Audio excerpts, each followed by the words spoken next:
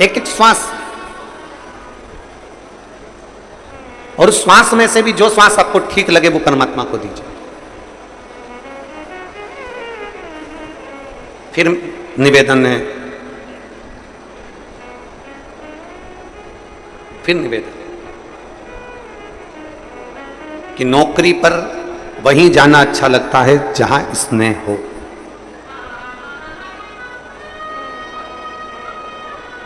नौकरी ऐसी हो जहां जाने का मन करे, और घर ऐसा हो, जम के बोलो, जहां आने का मन करे। घर ऐसा कब हो सकता है?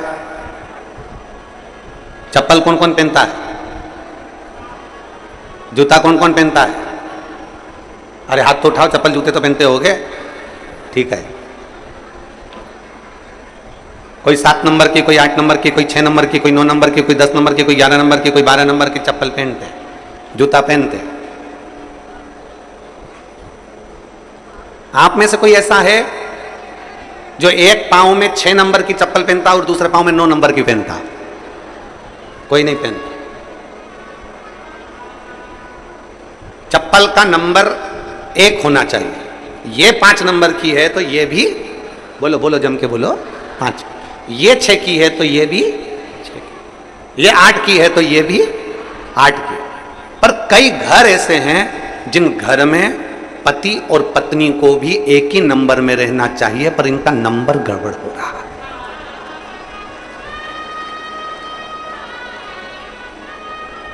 पति 8 नंबर में हो गया और पत्नी 6 नंबर में हो गई तो भी बात चालू हो गई।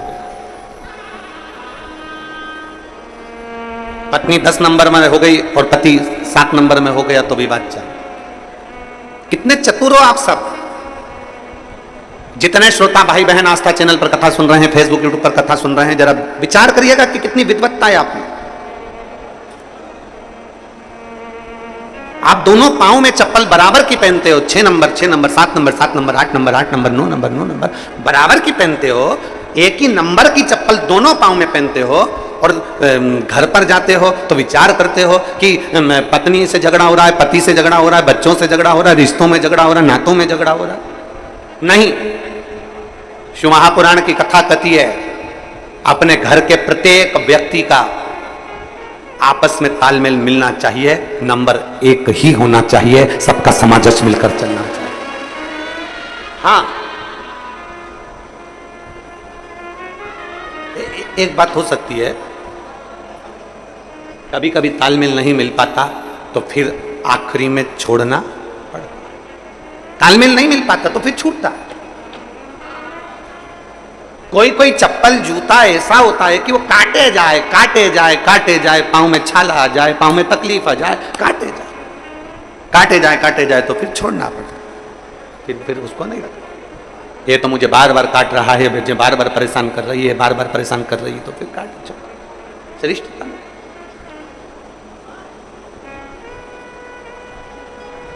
जूते, कपड़े और रिश्ते, कौन कौन सी चीज जम के बोलो जरा, सब बोलो, जितने भिलाई वाले बैठे हो सब बोलो, रास्ता चैनल पर जो कथा सुन रहे हैं वो भी बोलो। जूते, कपड़े और रिश्ते। जब ये तंग करने लगे, जूते पांवों में कष्ट देने लगे, कपड़े शरीर पर कष्ट देने लगे और रिश्ते भी हमको कष्ट देने लगे, तो समझ लेना कि ये तुम्हारे साइज के नहीं है, ये अपने साइज के नहीं है। जूते अगर कष्ट दे रहे हैं पांव में तो समझ लो कि हमारे साइज के नहीं है। कपड़े पहन रहे थे, तंगा गए, यहां से फटने लगे, कहीं यहां से तकलीफ दे रहे हैं, कहीं यहां से तकलीफ दे रहे हैं, तो समझ लो कि कपड़े हमारे साइज के नहीं है। और रिश्ते, संबंध, दूसरे गाली नहीं दे रहे हैं, अपने ही अगर अपने को गाली दे रहे हैं, अपने ही अपने को अपशब्द कर रहे हैं, अपने ही अपने को कोस रहे हैं, अपने ही अपने को आड़ा टेढ़ा बोल रहे हैं, तो समझ लेना रिश्ते भी तुम्हारे साइज के नहीं हैं, तुम इनके साइज के नहीं हो। इसलिए जो जूता कष्ट दे उसको त्याग दो, जो कपड़ा कष्ट दे उसको मत पहनो, और जो रिश्ता आपके जीवन में आपको तकलीफें देना प्रारंभ कर दे, प्रयास करो उसको एक और कर भगवान की भक्ति में रमना प्रारंभ करो।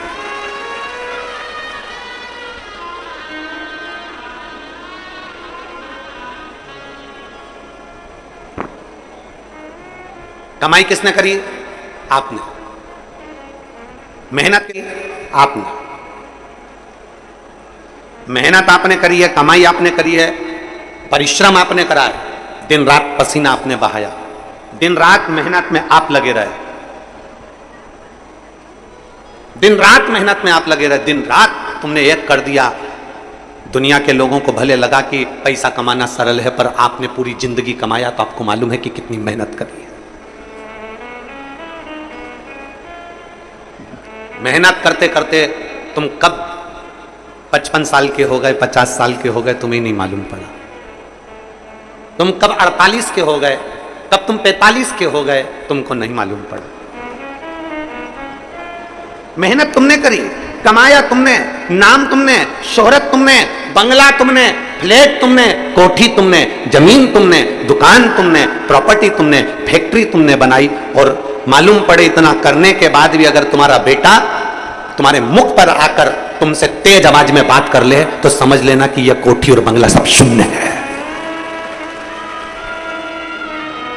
इतनी मेहनत किसके लिए करी थी? अपने बच्चों के लिए। इतना किसके लिए बनाया था? अपने बच्चों के लिए। और आज अपना ही पुत्र, अपना ही बेटा, अपनी बेटी चिल्लाकर बात करे अपने से। जिस ऑफिस में बैठते हो, जिस दुकान पर बैठते हो, वहां नौकर तुम्हारी हा हजूरी करता है, सर बोलिए, सर बोलिए, सर बोलिए, सेठ जी बोलिए। फैक्ट्री में बोल रहा है, सेठ जी बोलिए। नौकर सलूट ठोक रहा है, बार बार तुमको विनती कर रहा है, सर, सेठ जी। दुकान पर नौकर कहता है सेठ जी, सेठ जी, सेठ जी। दुनिया के लोग, मोहल्ले वाले कहते हैं सेठ जी, सेठ जी। और पूरी ऑफिस के लोग सर सर कर कर पुकारते हैं। और वही पिता जो अपने बच्चों के लिए कमाता है और घर पहुंचता है, और बेटा जब चिल्लाकर बोलता है, बेटी जब चिल्लाकर बोलती है, पत्नी या परिवार के व्यक्ति जब चिल्लाकर बोलते हैं, तब वो व्यक्ति अंदर से टूट जाता है कि मैंने इनके लिए करा और आज सब सुनना मुझे पड़ रहा है। भीतर से टूटता है, भीतर से।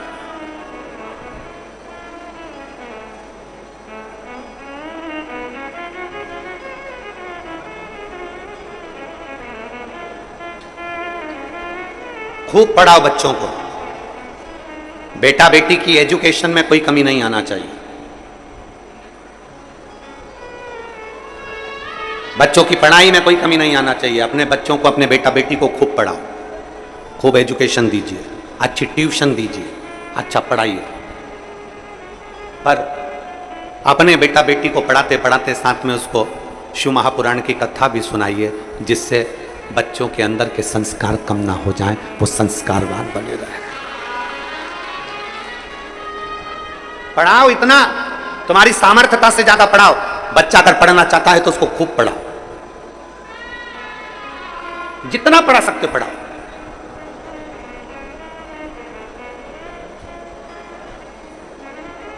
जितना जिसकी एजुकेशन है और जितना जिसमें बल है पढ़ने का, जितना जिसमें बल है।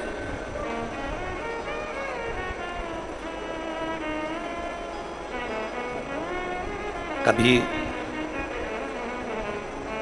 बच्चों को पढ़ाने के साथ में अगर कोई पास के पड़ोसी के, कोई तुम्हारा नीचे काम करने वाला कोई सेवादार है, कोई चौकीदार, कोई आदि कादिक है, और उसका भी बच्चा पढ़ना चाहता है और उसके पास पैसा नहीं है, तो अपने पैसे से उसको एजुकेशन कराओ। अपना बेटा एक दिन बहुत बड़ा ऑफिसर बनेगा, और एक छोटे से व्यक्ति के बच्चे को तुमने पढ़ाया है और उसका बेटा भी जब ऑफिसर बनेगा, भले कोई भी भूल जाए, पर जिस बच्चे के लिए तुमने खर्चा कर कर उसको पढ़ाया है, वो बच्चा कभी जिंदगी में तुम्हारा एहसान नहीं भूलेगा, मरते दम तक। विद्या का दान दुनिया में सबसे बड़ा दान है। इसलिए हमारी विठलेश सेवा समिति भी, आप लोग सोचते होंगे कि हम जो दान देते हैं वो कहाँ जाता है, उस दान का हिस्सा कैसे किया जाता है, कभी विठलेश सेवा समिति में आकर देखिएगा। कभी आइए और उस समिति से आप पूछो। हमारे यहाँ एक रजिस्टर चलता है जिसमें जो बच्चे गरीब साधारण, जिनको बहुत पढ़ना है और उनकी ललकता है कि मैं बहुत कुछ कर सकता हूँ पर मेरे पास में धन नहीं है, बेटियां बेटे छोटे छोटे जिनके माँ बाप सब्जी का ठेला लगा रहे हैं, कहीं बर्तन मांज रहे हैं, और वो बच्चे पढ़ना चाहते हैं, तो समिति उनका स्कूल का फीस जमा कर कर उनकी एजुकेशन कराने के लिए तत्पर रहती है। विद्या से बड़ा दुनिया में कोई दान नहीं, जितना मन सकता दीजिए।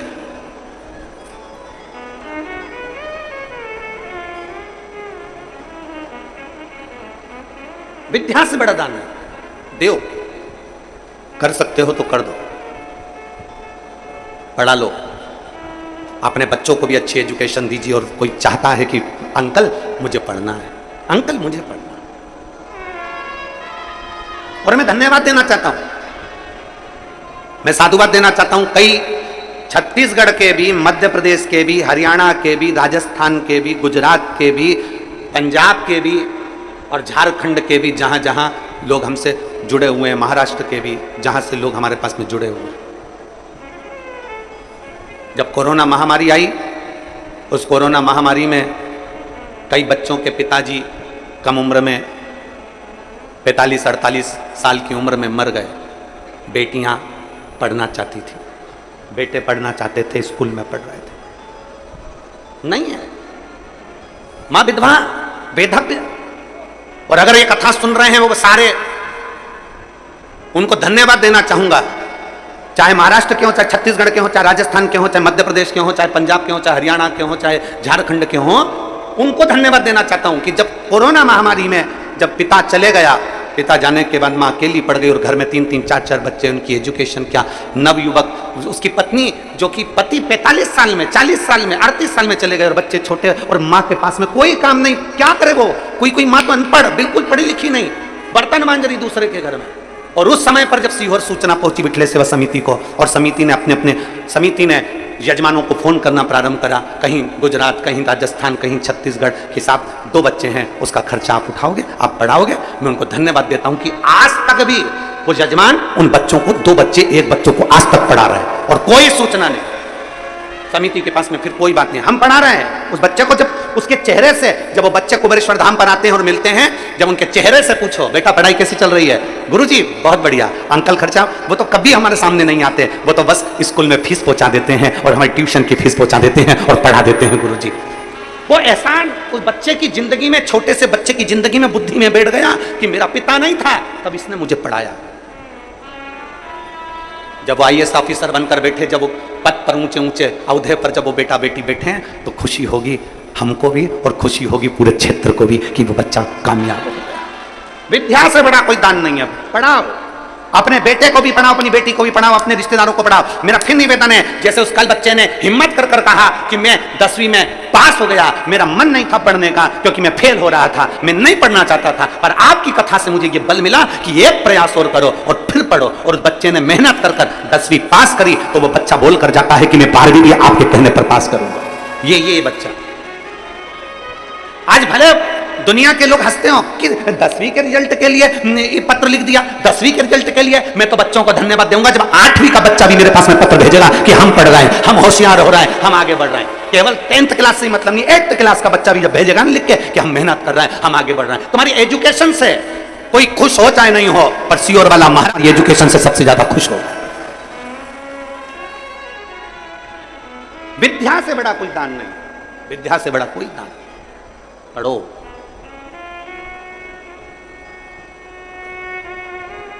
पढ़ो, खूब पढ़ो, जितना अपने बच्चों को भी पढ़ाओ और साथ में प्रयास करो कि कोई अगर है और उसको जरूरत है एजुकेशन की, उसको पढ़ाए। दान।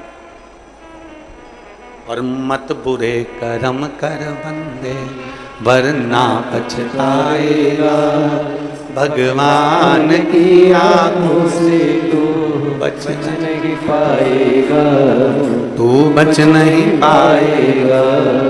अरे ओ अज्ञानी मत कर नादानी, अरे ओ अज्ञानी मत कर नादानी।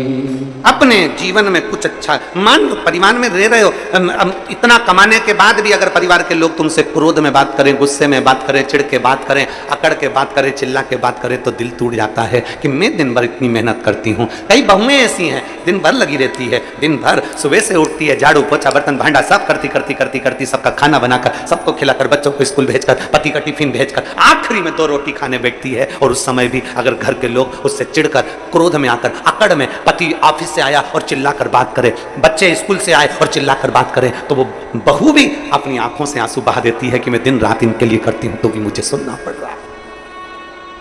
आदर करो अपनी मां का, आदर करो अपने पिता का, आदर करो अपने गुरु का, आदर करो अपने शिक्षक का, वो टीचर का भी आदर करो जो पढ़ाता है तुमको। वो शिक्षक का आदर करिए जो शिक्षक तुमको एजुकेशन के लिए तत्पर करता है, पढ़ाता है। अपने बच्चे को छोड़कर एक महिला शिक्षक,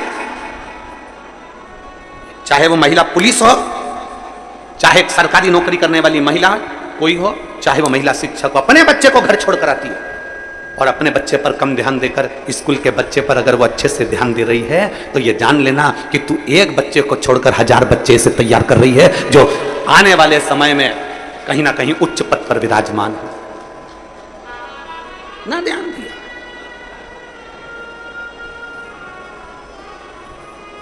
पांव में जूता एक ही नंबर का है, चप्पल एक ही नंबर की है। निवेदन है, जूता, कपड़ा और रिश्ते जब कष्ट देने लगे ये तीनों तो समझ लेना कि ये हमारी साइज के नहीं है। कोई तुमको दिन रात कष्ट दे रहा है। भगवान कृष्ण की कथा आती है, उनके बुआ का लड़का शिशुपाल अपशब्द कह रहा है। सग्गी बुआ का लड़का था भगवान कृष्ण की, सग्गी बुआ का बेटा था भगवान कृष्ण की, और गाली पर गाली दे रहा था। तो भगवान कृष्ण समझ गए थे कि जूता, कपड़े और रिश्ते जब कष्ट देने लगे तो समझ लो कि ये मेरे साइज के नहीं है, ये मेरी साइज के नहीं है।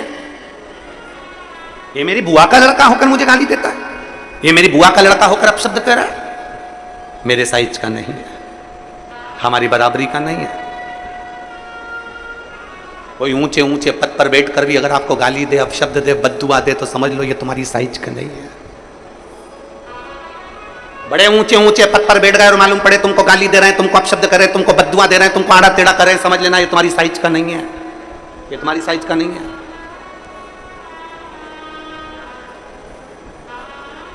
ऊंच निवास नीच करतूती, देख ही ना सकई पराई विभूति।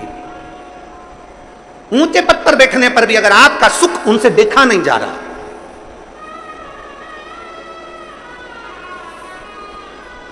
समझ लीजिए कि आपके साइज के नहीं है। आप अपनी भक्ति में लीन रहो, आप अपने भजन में लीन रहो। साल भर में एक बार सावन के महीने में ऑनलाइन शंकर का अभिषेक होता है। कितनी बार? जम के बोलो जरा। एक बार। और अब की बार तो 72 वर्ष के बाद ऐसा सावन आया है जिस सावन को सोमवार से चालू होकर सोमवार को विराम हो रहा है, और शिवरात्रि 2 अगस्त की पड़ रही है, और रात्रि के पहले पहर शाम के 7 बजे, मतलब पहले पहर की पूजन आप और हम, पूरी दुनिया के लोग, पूरे विश्व के लोग करेंगे। शाम को 7 बजे आपको कुछ मिले चाहे ना मिले, शिवलिंग मिट्टी का जरूर बनाओ और साथ में बैठकर 7 बजे से 8 बजे तक आस्था चैनल चालू करो, मोबाइल चालू करो, टीवी चालू करो और भगवान शिव की आराधना करो। चलते चलते मान लो बीच में कहीं लाइट चली गई, नेटवर्क नहीं मिल रहा, तो चिंता मत करना। शिव जी को 1 लोटा जल और जो सामग्री लिखाई गई है अगर दिल से श्री शिवाय नमस्तुभ्यम कहकर भी चढ़ा दोगे तो भी मेरा शंकर खाली नहीं छोड़ेगा, तुम्हारा भंडार भर देगा।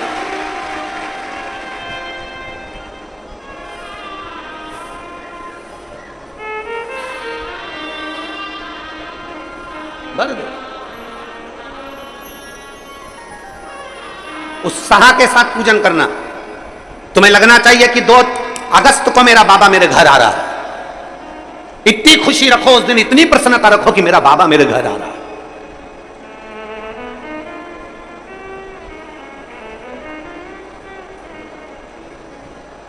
इतनी प्रसन्नता तुम्हारे भीतर होना चाहिए। Welcome to my home lord Shiva, मेरे घर में आज शंकर आ रहे हैं। बड़ी प्रसन्नता का विषय, बड़ी खुशी का विषय, आज मेरे घर में मेरा शिव आ रहा है, मेरा शंकर।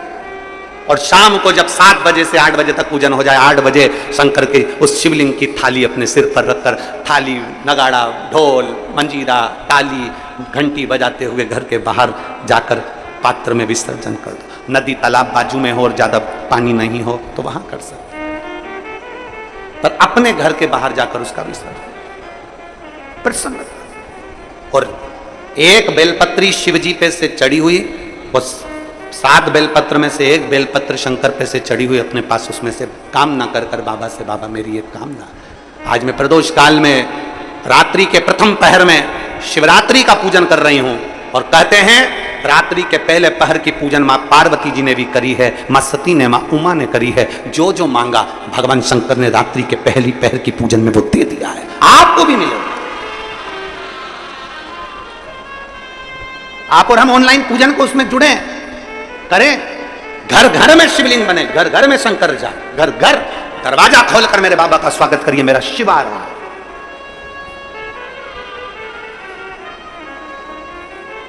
एक व्यक्ति ने प्रश्न किया, गुरुजी महा महीने की शिवरात्रि जो आती है फरवरी में, वो सबसे बड़ी शिवरात्रि होती है, आप सावन की शिवरात्रि को इतना बड़ा बना दिए, इतना बड़ा बना दिया, सावन की शिवरात्रि में ऐसा क्या है?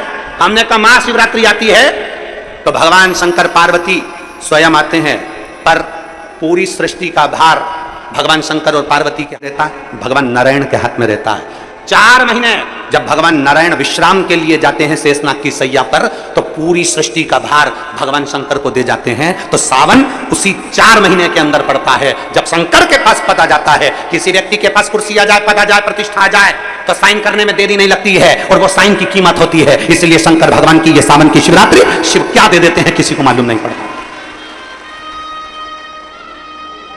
मेरे भगवान शंकर किसका साइन कर दे, क्या दे दें, किसको दे दें? चोर को कुबेर बना देते हैं, भस्मासुर को अपना कंगर प्रदान कर देते हैं, लंकाधिपति रावण को सोने की लंका दे देते हैं। अगर कोई पूछे ये सब कुछ कब दिया गया, भस्मासुर को कंगन कब दिया? श्रावण के महीने में।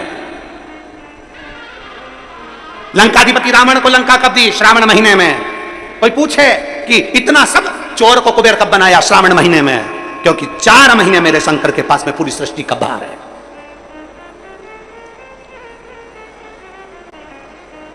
जो विधायक के पद पर बैठा है, जो मंत्री के पद पर है, जो कलंत्री के पद पर बैठा है, जो कोई ऊंचे ओहदे पर बैठा है, जब तक उसकी सत्ता है, कुर्सी है, तब तक जो भैया भैया भैया, तो वो अब पद ही नहीं रहे, जब फिर उस समय पर हाँ भैया जब बात करो।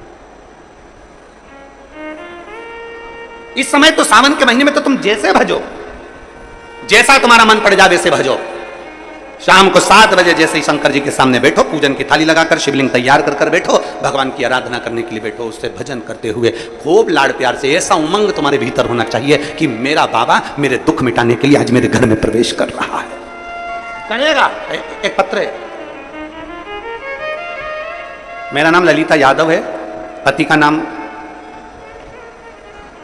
ऋतुराज यादव है, मैं भिलाई 3 की निवासी हूं। मेरा मोबाइल नंबर ये है। कहीं बैठी हैं क्या? कहीं बैठी हैं? अगर कहीं बैठी हो तो हाथ हिला सकती हैं। मेरा नाम ललिता यादव है, पति का नाम ऋतुराज यादव है, पता भिलाई 3 की निवासी हूं, मेरा मोबाइल नंबर ये है। कहीं बैठी हो तो हाथ हिला सकते हैं, और हो तो बेलपत्र लेने के लिए आ सकते हैं, और अगर बच्ची साथ में आई हो तो उसको भी ला सकते हैं। मेरी बेटी का नाम लावी यादव है, उसका जन्म 28/12/2018 को हुआ। अभी क्या चल रहा है? जम के बोलो। 2024। जन्म कब हुआ है? 28/12/2018 को। मेरी बेटी जन्म से ही बोल नहीं पाती थी। हम लोग बहुत परेशान हो गए, डॉक्टर को दिखाया तो उन्होंने सीटी स्कैन किया। सीटी स्कैन में आया कि ये बच्ची बोल नहीं सकेगी, इसके जन्म से ही इसकी जिह्वा, इसकी तालू बेकार, ये नहीं बोलेगी। डॉक्टरों ने कह दिया इसकी आवाज नहीं आ सकती कभी भी। अब करें तो करें क्या? 18 में जन्मी, 19, 20, 21, 22, 23 ये सब निकलता चले गया। अब करे क्या? बच्चे की आवाज नहीं आई, वाणी नहीं आई।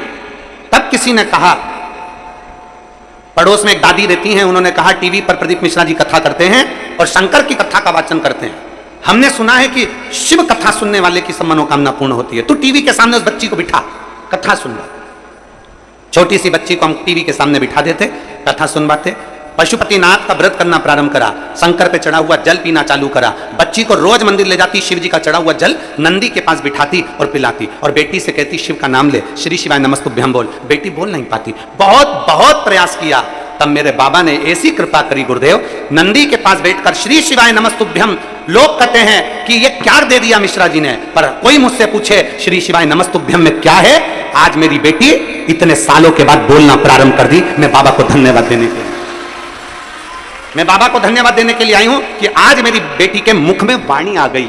जो बोलती नहीं थी, निपट गूंगी, डॉक्टर ने कह दिया था ये नहीं बोल सकती, उसके मुख में वाणी, उसके मुख में वाणी। एक लाइन अच्छी लिखी है, आप और हम सब मिलके गुनगुनाते हैं। खाली ना जाता कोई दर से तुम्हारे, खाली ना जाता कोई दर से तुम्हारे, मैं भी खड़ी हूँ नंगे पाए पसारे, अपने हृदय से लगा लो गिरा जा रहा उठा लो भोले अपने दर से, अब तो ना टालो गिरी जा रही हो उठा लो। एक पत्र और है।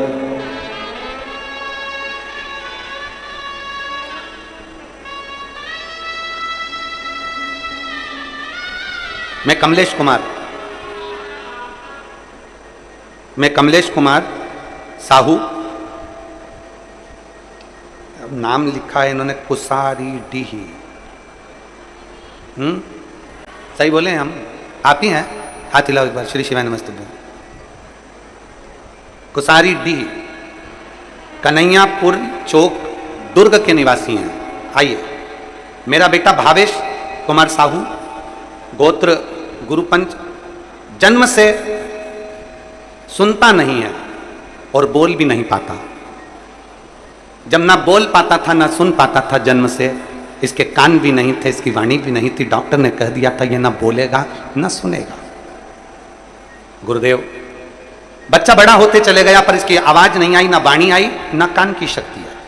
तब किसी ने कहा, सीहोर वाला महाराज कथा कहता है, शिव पुराण कहता है, टीवी के सामने सुनाओ। हमने बेटे को टीवी के सामने आसन लगाकर कथा सुनवाई। बच्चे को लेकर हम सीहोर पहुंच गए। हमने सुना है सीहोर का कंकर शंकर है। हम कुबेरेश्वर धाम पर रुद्राक्ष लेकर आ गए। उस रुद्राक्ष को और कंकर को लाए, रुद्राक्ष को तांबे के कलश में गलाते, शिव जी को जल चढ़ावाते और वो जल अपने बेटे को पीने को दे देते। बच्चे को भी लेकर मंदिर जाते, नंदी के पास बिठाकर शिव नाम दिलवाते, श्री शिवाय नमस्तुभ्यम का जाप करवाते। मैं बाबा को आज धन्यवाद देने के लिए आया हूँ। डॉक्टर ने तो सर्टिफिकेट दे दिया था कि ये बोलेगा नहीं सुनेगा नहीं। आज मेरा बच्चा बोलता भी है और सुनता भी है। मैं बाबा को धन्यवाद देने के लिए।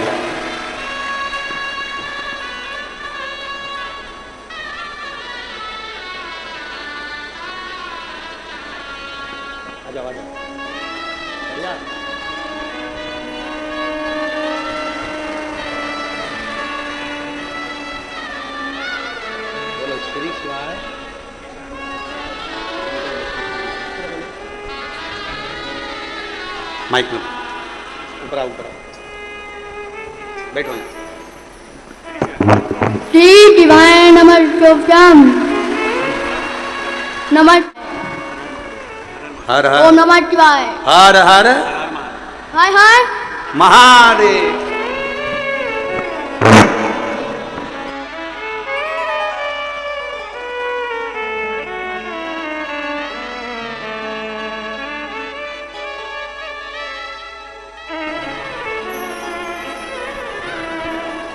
और खाली ना जाता कोई दर से तुम्हारे, खाली ना जाता कोई दर से तुम्हारे, मैं भी खड़ी हूँ नदी पारे पसारे, अपने हृदय से लगा लो गिरा जा रहा हो उठा लो भोले अपने दर से, अब तो ना डालो गिरी जा रही हो उठा लो। शिव पर करा गया भरोसा, शंकर ने वाणी भी दी है और श्रवण शक्ति भी। पत्र में इस भाई ने लिखा, जो दुनिया में कोई नहीं कर सकता वो शिव पुराण और भोलेनाथ कर सकता है। शिव पुराण कर सकती है और भोलेनाथ कर सकता है। उसमें सबसे जरूरी है आपका विश्वास। उसमें सबसे जरूरी है आपका भरोसा, उसमें सबसे जरूरी है आपकी दृढ़ता। जिस दिन आपने, जितने आस्था चैनल के श्रोता हैं और जितने बहन भाई यूट्यूब फेसबुक पर कथा सुन रहे हैं, अगर शिवरात्रि के दिन आपने ये सोच लिया कि शंकर मेरे घर में आए हैं और मेरा दुख कटेगा, जैसे कल कहा गया था ना कि घड़ी में आप सोच लेते हो कि मुझे इतनी बजे घड़ी में अलार्म भरा और सोचा ऐसा ऐसा तो वैसा, उससे पहले उठ तुमने सोच लिया कि मेरा दुख मेरा बाबा काटेगा, तो यह पक्का है कि दुख मेरा महादेव जरूर काटेगा। विश्वास पक्का हो गया ना, भरोसा दृढ़ हो गया।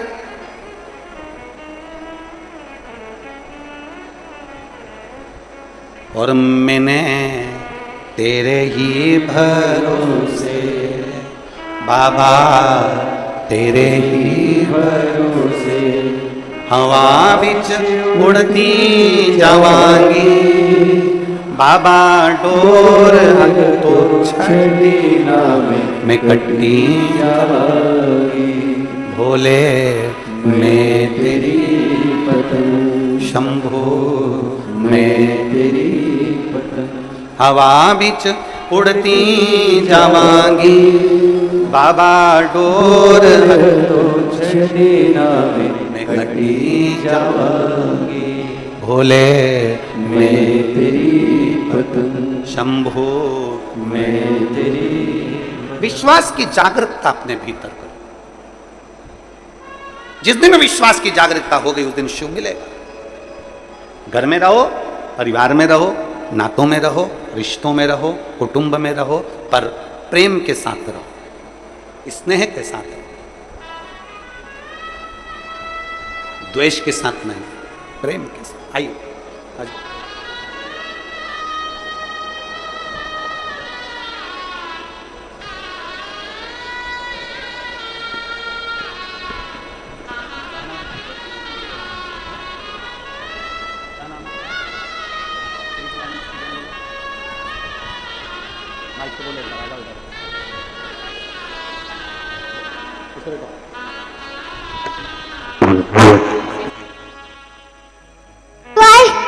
नमस्तुभ्यम, नमस्तुभ्यम, हर हर महादेव। जय।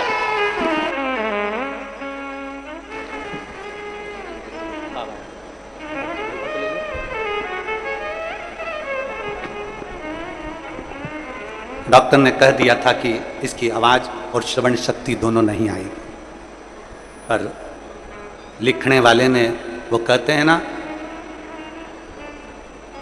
विधाता लिखता है तुम्हारा भाग्य, विधाता लिखता है तुम्हारा भाग्य, पर देव अधिदेव महादेव विधाता के लिखे हुए लेख को भी मिटा देता है, वो सामर्थ्यवान है,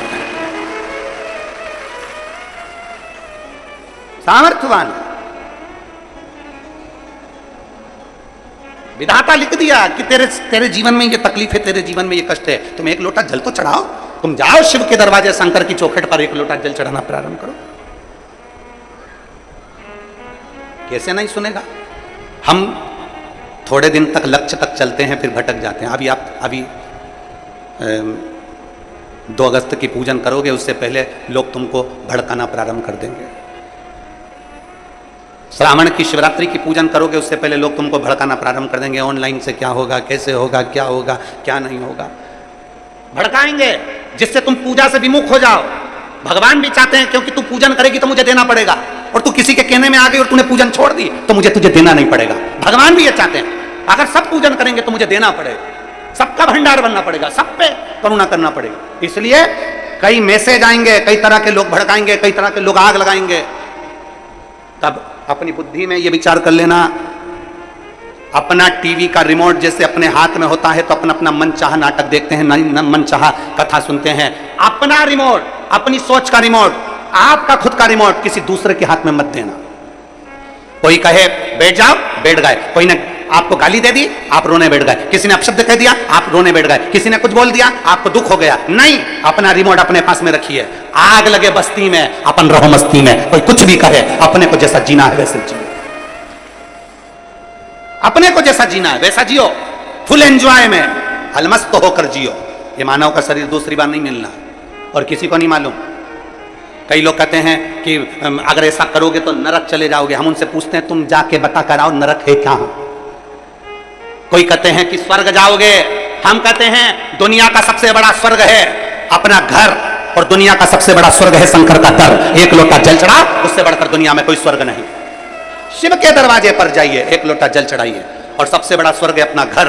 घर में आराम से रह रहे हो, 2 रोटी खा रहे हो, फुल प्रेम से आराम से सो रहे हो, भरचक नींद भी आ रही है, चकाचक मम्मी रोटी भी दे रही है, खूब प्रेम से सब मिल रहे हैं, तो इससे बढ़कर स्वर्ग कुछ नहीं हो सकता। इससे बढ़कर स्वर्ग कहां हो? किसने देखा? जो मर कर गए वो आज तक बताने नहीं आए कि हम स्वर्ग में है कि नरक में, और जो जिंदा है वो जाते नहीं है, तो बताएगा कौन कि नरक है कि कहां, कि स्वर्ग है कि कहां? फुल एंजॉय में जियो अपनी खुशी। आग लगे बस्ती में, अपन रहो मस्ती में। Full enjoy. जीवन का एक आनंद, अपनी प्रसन्नता होना चाहिए। किसी ने कुछ कह दिया, रोने बैठ गए, किसी ने कुछ कह दिया, मुंह उदास कर कर बैठ गए। मतलब तेरा रिमोट दूसरे के हाथ में है, इसलिए वो दबाता है और तू रोने बैठ जाता है। उसने कहा और तू मुंह उदास कर लेता है। तेरा रिमोट तू अपने पास रखना। मैं चाहे ये करूं, मैं चाहे वो करूं, मेरी मर्जी। कोई कह दे कि शिवरात्रि का पूजन मत करो और तुम नहीं करो, किसी ने मैसेज डाल दिया मत करो मत करो। अरे अपना मन होना चाहिए, मेरा मन। हम दूसरे से थोड़ी ना करें कि तू कर, हमारा। कैलाशी अविनाशी, दुनिया का पालनहार, करुणा करने वाले शिव।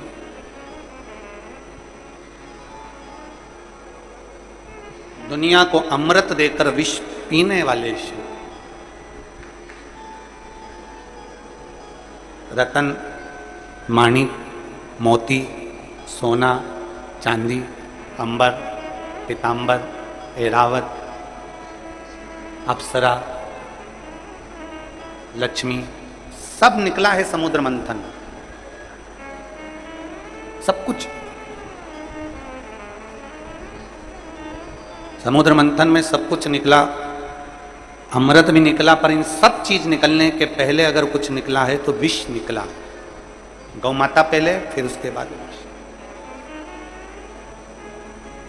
सब कुछ निकला पर पहले विष निकला।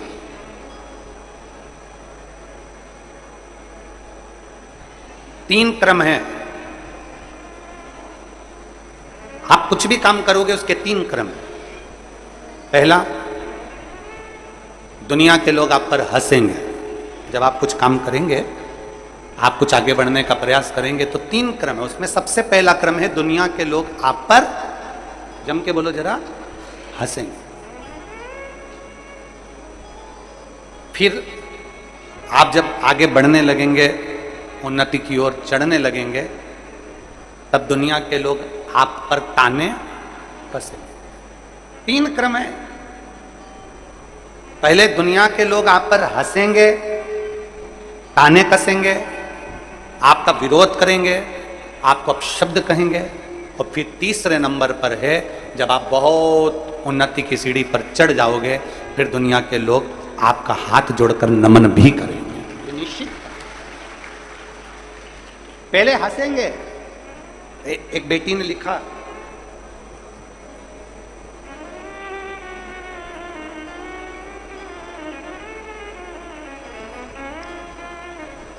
आयुषी शर्मा, कहीं बैठी हैं आयुषी? आप ही बेटा, आ जाओ, एक बेलपत्र ले जाना। आयुषी शर्मा भिलाई नगर की हूं।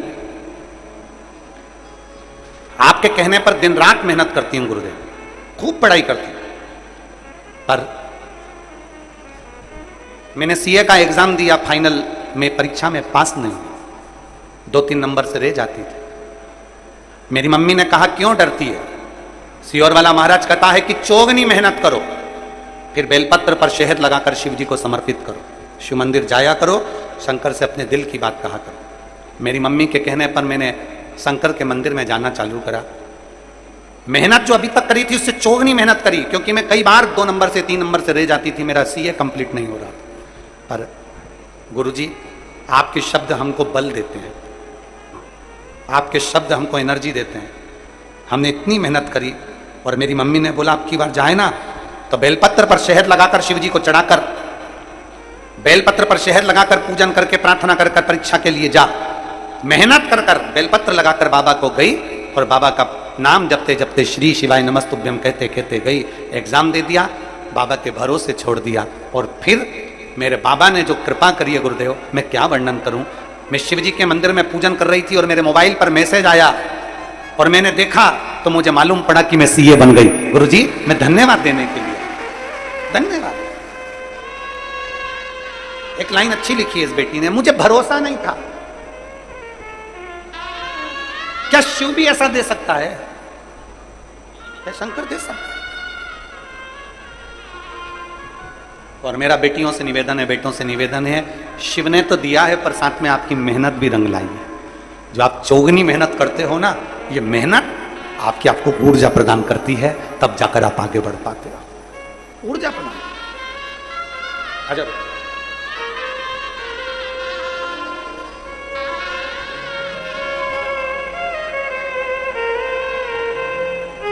बधाई दो बेटी को एक बार जोरदार ताली बजाकर, सीए बनने की बहुत बहुत बधाई।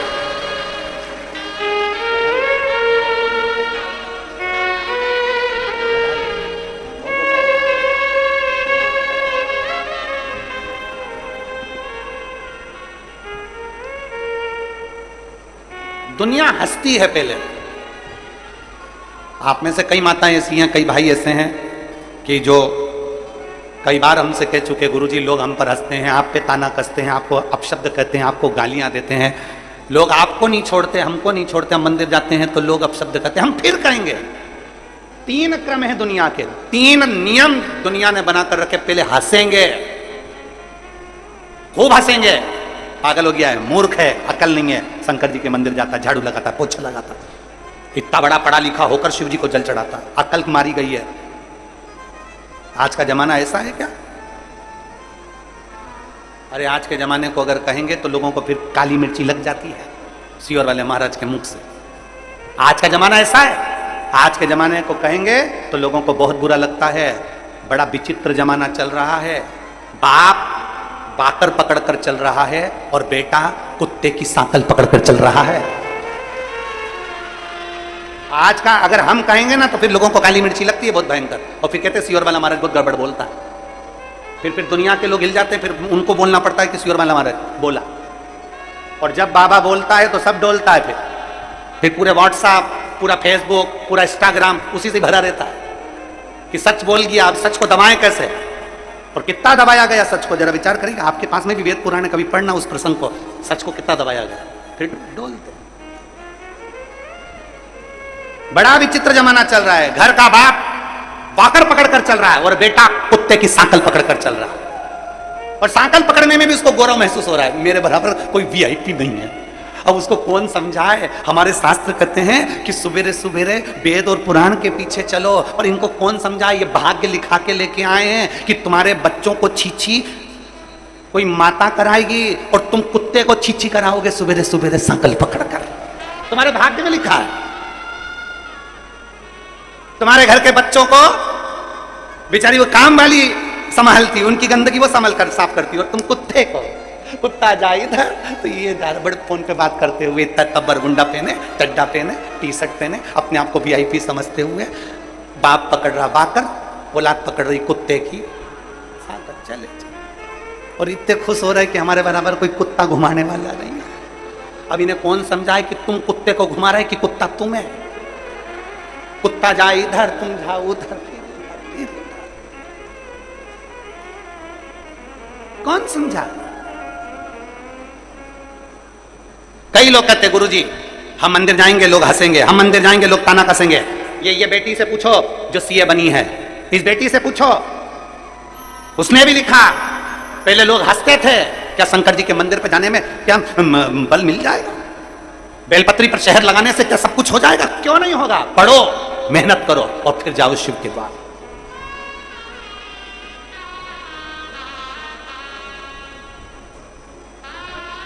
उड़ाने वाले तो कुछ भी उड़ा देंगे, कह देंगे अब वो गुरुजी का उड़ाया था किसने, गुरुजी का बेटा ही फेल हो गया।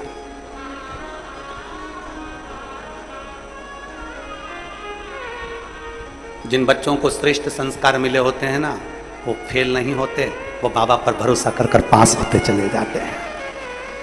बुद्धि में तुम्हारे भरा है ना, करे क्या? किसी भी तरह से कुछ ना कुछ तो ऐसा निकालो जिससे शिव पुराण को लोग कम सुने, शंकर जी को कम माने। सबकी टेंशन है शिव पुराण, ना जाने कितनों की तो दुकानें बंद करके पटक दी शिव पुराण ने। केवल एक लोटा जल सारी समस्या का हल। कहीं नहीं जाते लोग। अब दुख आता है तो कहाँ जाते हैं? जरा पत्र देखिए, एक माँ ने लिखा, इससे भी और ज्यादा पत्र हैं बच्चों के, ढेर पत्र पड़े हुए हैं। एक बच्चे का पत्र ये है, एक बच्चे का पत्र ये है, एक बच्चे का पत्र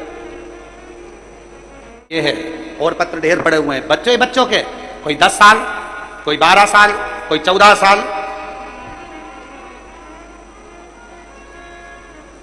10 साल, 12 साल, ऐसे कई कई पत्र हैं, कई पत्र। कहो शिव देता है, उस पर भरोसा प्रबल होना चाहिए।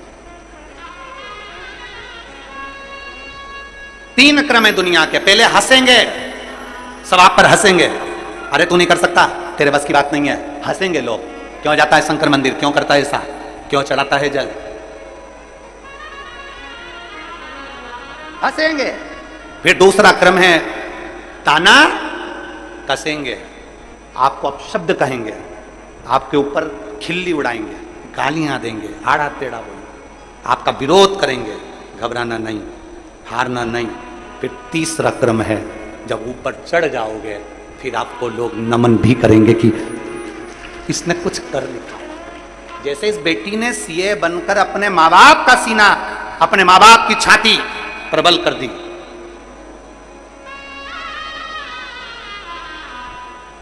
पढ़ोगे, विद्वान बनोगे तो अपने माता पिता की छाती बढ़ेगी। पढ़ो, रोज शंकर के मंदिर जाओ। दुनिया हंसे तो हंसने दो, दुनिया कहे तो कहने दो, कहने दो। आपसे एक बात पूछें, हनुमान जी के मंदिर में राम जी का होना जरूरी है क्या? अरे बोलो तो जम के। हनुमान जी के मंदिर में राम जी का होना जरूरी है क्या? नहीं। पर राम जी के मंदिर में हनुमान जी का होना जरूरी है। क्यों? किस लिए? हनुमान जी के मंदिर में राम जी का होना जरूरी नहीं, पर राम जी के मंदिर में हनुमान का होना जरूरी है। किस लिए? क्योंकि हनुमान जी ने राम जी की इतनी सेवा करी, इतनी सेवा करी कि उस सेवा का राम जी के साथ होना आज भी जरूरी है। आज भी जरूरी है। हनुमान जी के मंदिर में राम भले ना हो, पर राम जी के मंदिर में हनुमान का होना जरूरी है, क्योंकि हनुमान दिन रात सेवा में तल्लीन रहे, सेवा में लगे। तो सेवा पुजाती है। आज के जमाने में पुजाता क्या है? सेवा। आप करो, शंकर जी के मंदिर में गए हो सेवा करिए, शंकर जी के मंदिर में गए हो, कथा में गए हो तो सेवा करिए। कई लोगों ने अपने अपने घर से भोजन बना के लाया, खिलाया, कोई फलाहार बना कर लाया तो खिलाया, सेवा कर ली। कई सेठों ने, कोई ने चाय पिला दी, कोई ने कुछ खिलाया, कोई ने कुछ खिलाया। और कई ऐसे भी होंगे जिन्होंने अपनी तिजोरी का ताला ही नहीं खोला शिव पुराण होने पर भी, कि एक चाय तो किसी को पिला दें। शिव पुराण कहती है जीते जी अपने हाथों से कर चलो, मरने के बाद दूसरे को खिलाओगे भी तो मिला कि नहीं मिला कौन पूछने आएगा। कंडा जलाएंगे, तेरे फोटो के आगे माला पहनाएंगे, और माला भी ताजे फूल की नहीं होगी, प्लास्टिक के फूल की। 5 रुपए कौन खर्च करेगा रोज के? प्लास्टिक के फूल की माला फोटो पर टंगी रहेगी, साल में एक बार फोटो नीचे उतरेगा। 16 श्राद्ध में कंडे को जलाएंगे, घी शक्कर मलेंगे, सब लोग खीर पूड़ी खाएंगे, तुझे घी और गुड़ खिला के एक पूड़ी खीर में चिपकाएंगे और तेरे फोटो पे लगाएंगे, और तू ऐसी कैसी फोटो में चिपकी रहेगी, और फोटो में तेरी पूड़ी चिपकी रहेगी। 1 साल तक वो पूड़ी चिपकी रहेगी। अगली 16 श्राद्ध आएगी तब तेरे को फिर पोछेंगे, फिर वापिस पूड़ी चिपका देंगे। दुनिया के लोग पूड़ी चिपकाएं उससे पहले अपने हाथों से भगवान का भजन कर चलो, पुण्य कर चलो, सत्कर्म कर चलो। सबको जाना है। बादाम खाओगे तो भी जाओगे, नहीं खाओगे तो भी जाओगे। मरना सबको है। गुलाब जामुन खाओ तो भी जाना, नहीं खाओ तो भी जाना। कथा सुनो तो भी जाओगे, नहीं सुनो तो भी जाओगे। किसी ने कहा फिर हम काहे को सुने? जब जाना ही है तो काहे को सुने? सुनो, क्योंकि बिल्ली अपने बच्चे को जब पकड़ती है तो अपने मुख से पकड़ती है और बिल्ली का बच्चा मरता नहीं है, और बिल्ली मुख से चूहा पकड़ती है तो चूहे का बच्चा जिंदा रहता नहीं है। उसी तरह कथा सुनकर अगर जाओगे तो बिल्ली के बच्चे जैसे बचकर निकल जाओगे, भगवान के चरणों में पकड़, चूहे जैसे मरोगे नहीं।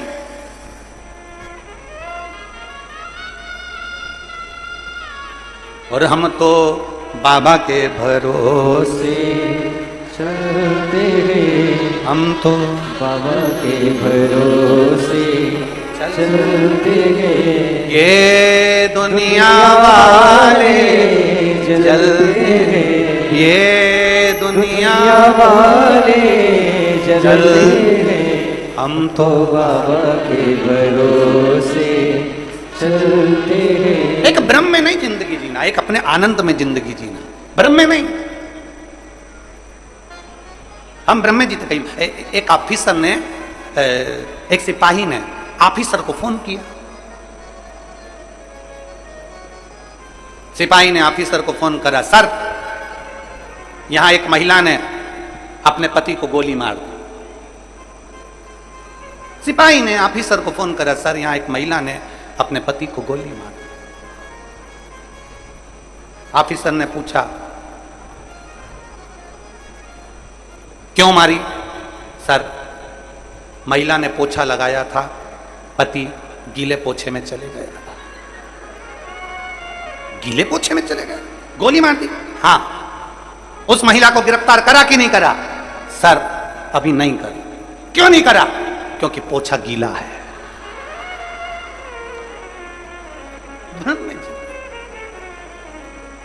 पोछा गीला है इसलिए मैं नहीं गया। हम भी यही सोच के रह जाते हैं, क्यों मंदिर नहीं गया?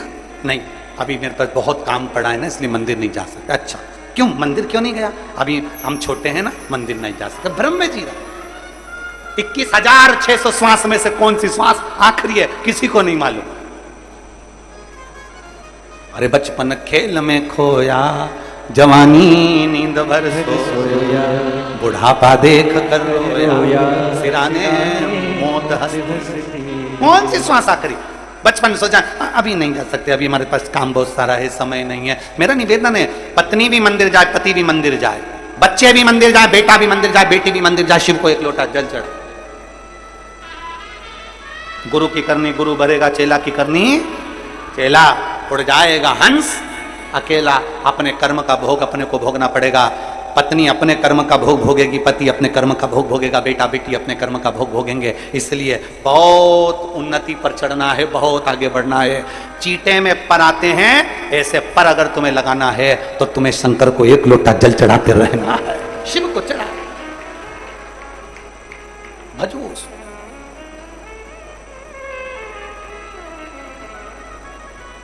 उसको याद करते रहो, उसका स्मरण करते रहो। कोई जाए जो काशी में, मेरा पैगाम ले जाए। कोई जाए जो काशी में, मेरा पैगाम ले जाए। मैं खुद तो नहीं सकता, मैं खुद तो जा नहीं सकता, मेरा पैगाम ले जाना। कोई जाए जो काशी में, मेरा पैगाम ले जाना। कोई जाए जो काशी में, मेरा पैगाम ले जाना। ये कहना डम रुवाले से तुम्हारी याद सताती है। ये कहना डम रुवाले से तुम्हारी याद सताती है। मैं खुद तो नहीं सकता मेरा पैगाम ले जाना। कोई जाए जो काशी में मेरा पैगाम ले जाना। याद करते रहो हर पल, हर घड़ी, हर क्षण याद करो। ना जाने लोग कैसे बिसरा देते हैं भगवान को, हमें तो समझ में नहीं आता। एक बात आप लोगों से कहना चाहेंगे, खेल अपनी बात है, कहना तो नहीं चाहिए, पर कोई मिलने भी आता है ना, तो बात करते करते भी हमको तो शिव ही नजर आता है। कथा में तो शिव है, मंदिर में तो शिव है, पर कोई अगर मिल भी रहा है, बात कर भी रहा है, तो ऐसा लगता है कि शिव ही की चर्चा हो रही है, शंकर की ही बात हो रही है। हर पल दिखे, हर पल।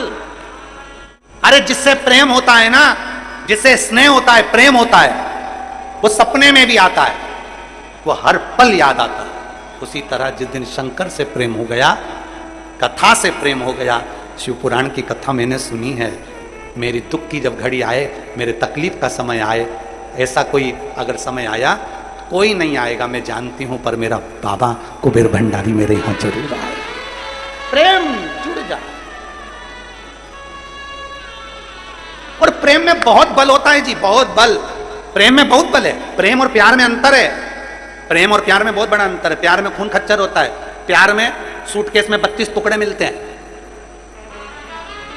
प्यार में और प्रेम में अंतर है। प्यार में खून खच्चर होता है, प्यार में सूटकेस में 32 टुकड़े मिलते हैं, प्यार में जिंदगी बर्बाद हो जाती है, और प्रेम में जीवन आनंदमय हो जाता है। प्रेम और प्यार में अंतर। प्यार इंसान से होता है, प्रेम परमात्मा से होता है। परमात्मा, बहुत अंतर है दोनों में, बहुत। प्यार में 4 दिन की चांदनी, अरे वाह, नजर उतार दूं तुम्हारी, क्या जोरदार बोले हो। प्यार में 4 दिन की चांदनी, फिर अंधेरी।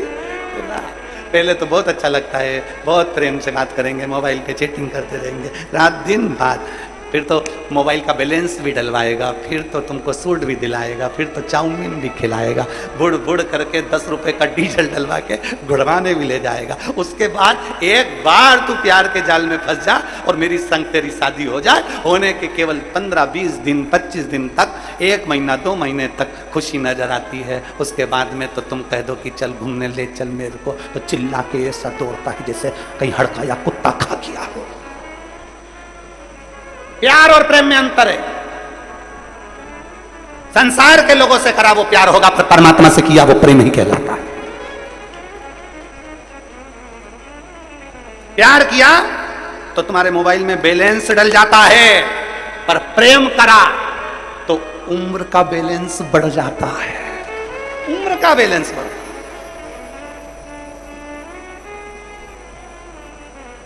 और वो मोबाइल का बैलेंस कभी भी खत्म हो सकता है, पर ये जो परमात्मा ने जो उम्र का बैलेंस दिया है, बहुत बहुत प्रेम से दिया है। तू चिंता मत कर।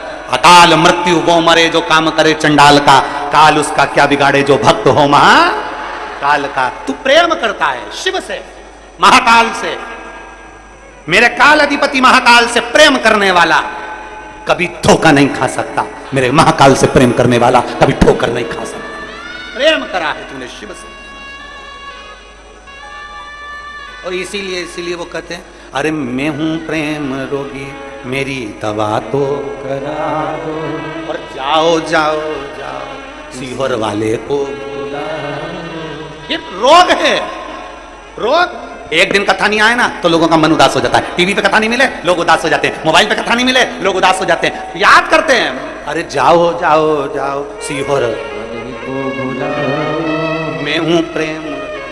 शिव की कथा का रोग लग गया, शंकर को जल चढ़ाने का रोग लग गया। अब तो लोगों को सपने में भी शंकर ही नजर आता है। कई लोगों को तो नींद नहीं आती, कई बार उसको सपने में शंकर नजर आता है, तो वो ध्यान से थोड़ी देर कथा टीवी पर नहीं सुनती, मोबाइल पे देखती कथा को थोड़ा सा सुनती है, आंखों में नींद आने लगती है, सो जाती है। अब तो कथा नींद भी देती है।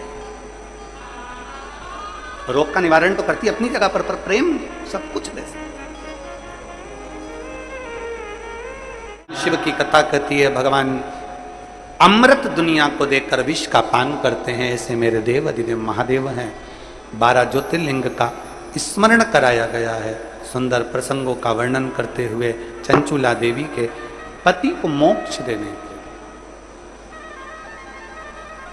चंद्रदेव पर काया का रोग लग जाता है, काया के रोग से शिव मुक्त करते हैं तो सोमेश्वर महादेव। कार्तिकेय बाबा रुष्ट होकर चले जाते हैं, उनको मनाने के लिए गए तो मल्लिकार्जुन के रूप में विराजमान। दूषण नाम के राक्षस का संहार करा, कालाधिपति बनकर विराजमान हुए तो महाकाल हो गए।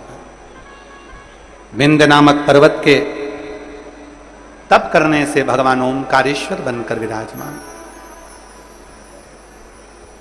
नर नारायण के तप करने पर केदार बनकर विराजित होते हैं। कुंभकर्ण के बेटे भीम का संहार करा तो भीमा शंकर हो जाते हैं। मनु शत्रुपा के तप करने पर स्वयं विश्वनाथ प्रकट होते हैं। गंगा को काशी तक शिव लेकर आते हैं मनु शत्रुपा के तप के अनुकूल, आंत्री अनसुईया के तप के अनुकूल। एक भक्त के लिए भगवान काशी में गंगा लेकर आ जाते हैं तो ये भक्त का भाव होना चाहिए कि साल में एक बार पवित्र नदी का जल लेकर सावन के महीने में शंकर की कावड़ जरूर चलाना चाहिए।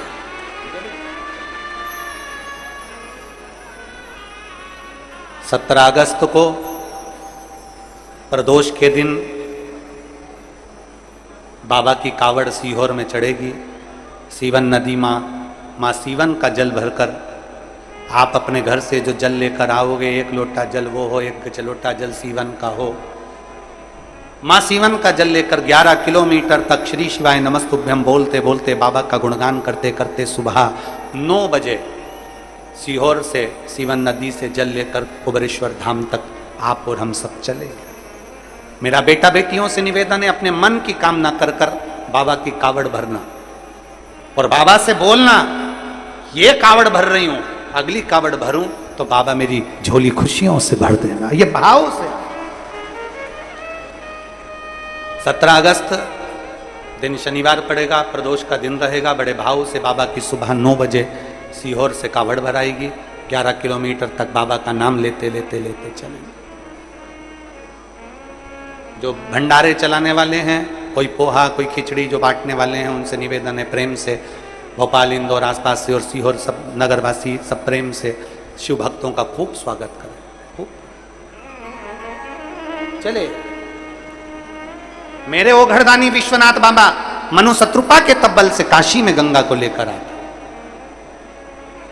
काशी में गंगा। अगला वर्णन आया है त्र्यंबकेश्वर का गौतम बाबा पर गौ हत्या का दोष लगा, तब बाबा स्वयं माहिल्या ने ब्रह्मा विष्णु महेश जी का स्मरण कर कर त्र्यंबक के रूप में भगवान शिव विराजे। अगला वर्णन है वैद्यनाथ बाबा धाम का। रावण शिव को ले जाते भूमि पर रख दिए, उठे नहीं, शंकर वहीं विराजमान हो जाते हैं वैद्यनाथ जी के रूप। अगला वर्णन है फिर नागेश्वर, दारुक नाम के राक्षस का संहार शिव जी ने किया, नागेश्वर के रूप में विराजित हुए। रामेश्वरम, भगवान राम शिव जी के भक्त, भगवान शंकर के भक्त रावण का संहार करने जा रहे हैं तो शिव की आज्ञा लेकर जाते हैं। शिव बिना रावण को मारना भी मुश्किल था। रामेश्वर धाम की स्थापना। कृष्णेश्वर, सुधर्म नाम के ब्राह्मण की पत्नी घूष्मा के बेटे को जीवित किया बाबा ने, इसलिए उनका नाम कृष्णेश्वर पड़ गया। ऐसे 12 ज्योतिर्लिंग का स्मरण करा। चंचुला देवी के पति बिंदु प्रेत योनि से मुक्त हुए। चंचुला खंड सौभाग्य कर अपने भक्ति के धाम को जाती है, शिवलोक को जाती है। भगवान शंकर मस्तक की बेलपत्र उतारकर शिवपोथी को समर्पित करते हैं। कहते हैं तुम रुका जी, जो इस शिव महापुराण की पोथी का स्मरण करे, सुने, पढ़े, वाचन करे और इस शिव पुराण को हृदय से जो धारण करे, मैं उसके सभी मनवांछित फल की कामना को पूरा कर देता हूं। ऐसी भगवान शंकर की अविरल कथा शिव महापुराण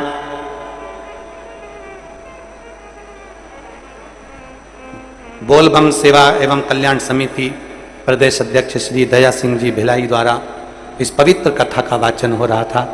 मैं दया सिंह जी को इस कथा के लिए बहुत बहुत साधुवाद देता हूं, जो 5 दिन में इतनी व्यवस्था कर कर ये कथा पूर्ण करें। पूरे प्रशासन को, पूरे भिलाई वासियों को, सबको साधुवाद देता हूं, जो आपने लाखों की संख्या में, पंडालों में जगह नहीं है, बाहर ग्राउंड में जगह नहीं है, चारों तरफ आप लोग भरे पड़े भगवान शिव की कथा कीचड़ में, पानी में भी खड़े होकर सुन रहे हैं। मेरा भोलेनाथ आपकी मनोकामना पूर्ण करे, इतनी झोलियां खुशियों से भर दे कि आने वाले समय में आप भी शिव पुराण की कथा करवाएं। मेरा बाबा इतना कथा सावन का ये महीना 72 साल के बाद आया है। से 2 तारीख को बाबा का पूजन है, 2 अगस्त को शिवरात्रि है। प्रेम से आप सब शाम को कितनी बजे?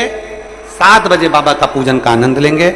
मैं आमंत्रित कर रहा हूं श्री दया सिंह जी को कि वो आभार व्यक्त करें और पधारें और आभार व्यक्त करें।